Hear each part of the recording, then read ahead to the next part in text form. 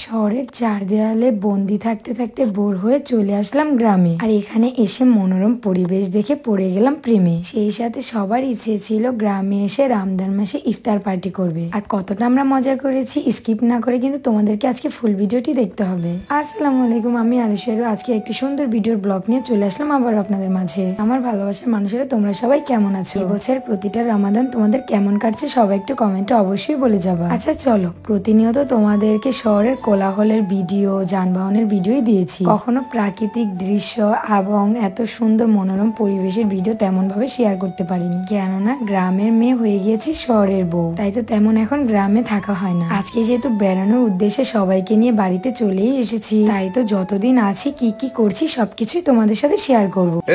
But আমরা শহরেরা দেখুন বড়ই গাছ পেয়ে কতটা না খুশি হয়ে গিয়েছি, কার আগে কে বড়ই পেরে খাবে। আজকে মূলত আমাদের আসা হয়েছে আমার মেজো খালামনির বাড়িতে, কেননা এখন নাকি সিজন আলু তোলার। আর এটা আমার খুবই ভালো লাগে, তাই তো হাজারো কাজ ফেলিয়ে চলে এসেছি। সুন্দর গ্রামের মাটির রাস্তাগুলো, শহরে যেন আনাচে কানাচে কত হট্টগোল, কত হইচই, কিন্তু দেখো গ্রামের পরিবেশটা কতই না সুন্দর। চারিদিকে পাখির কিচিরমিচির ডাক, সন্ধ্যার পরে জোনাকি পোকার ডাক। এই জিনিসগুলি সব থেকে বেশি মিস করি গ্রামে। রমাদান মাসে রোজা রেখে চলে এসেছি আলু খেতে, আলু তোলার জন্য।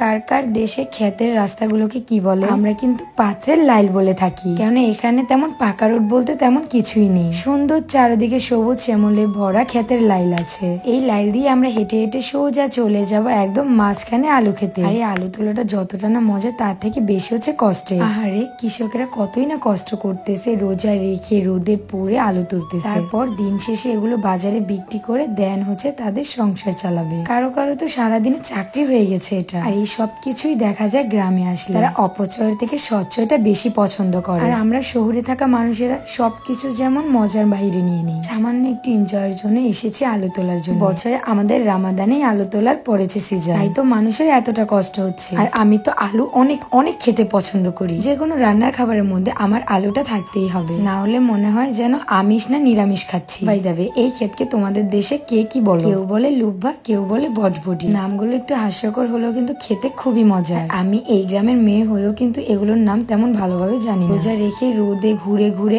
একদম পিপাসায় গলা কাঠ হয়ে গিয়েছে। তো অনেকদিন পর ডেজার্টের পানির লাইনে সুন্দর করে হাত মুখ ধুয়ে নিলাম। পানিটা এত ঠান্ডা, একদম পাতালের পানি মনে হচ্ছে, কথায় মনে হচ্ছে বরফ দেওয়া। আমাদের এখানে সূর্য ডোবার আগে বলে 3 সন্ধ্যাবেলা। দেখো মনে হচ্ছে সূর্যটা বুঝি এই আমাদের পানির নিচে নেমে আসবে। ওয়াও, এত সুন্দর রাস্তা দেখে তো আর বাসায় যেতে ইচ্ছে করছে না। অনেক মিস করব গ্রামটা, সবাইকে নিয়ে এত সুন্দর মুহূর্ত কাটানোটা। যাই হোক, আমাদের এখানে কিন্তু পানেরও সুন্দর ভরা খেত। ইনশাআল্লাহ নেক্সট ভিডিওতে আরো অনেক কিছু শেয়ার করবো। সবাই ভালো থাকো, আমাদের জন্য দোয়া করো। আল্লাহ হাফেজ, টাটা।